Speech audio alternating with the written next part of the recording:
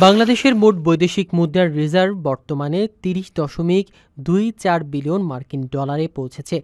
আন্তর্জাতিক মুদ্রা তহবিলের হিসাব অনুযায়ী BPM-6 পদ্ধতিতে দেশের বৈদেশিক রিজার্ভের পরিমাণ 25.23 বিলিয়ন ডলার।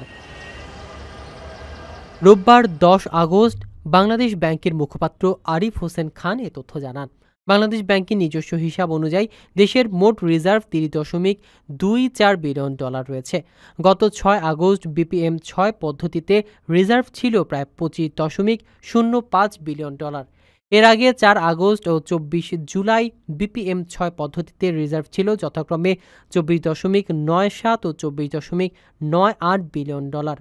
মুখপাত্র জানান, গত মে-জুন মাসে এশিয়ান ক্লিয়ারিং ইউনিয়নের 201 কোটি ডলার পরিশোধের পর জুলাই মাসের শুরুতে রিজার্ভ সামান্য ওঠানামা করছে।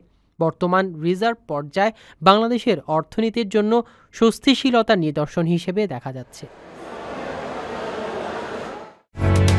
ওমানের সেরা রেট দিচ্ছে বাংলাদেশি প্রতিষ্ঠান গালফ এক্সচেঞ্জ। প্রিয়জনকে টাকা পাঠাতে আজই আসুন আমাদের যে কোনো ব্রাঞ্চে অথবা কল করুন স্ক্রিনে দেয়া নাম্বারে। গালফ এক্সচেঞ্জ, বাংলাদেশিদের প্রিয় এক্সচেঞ্জ।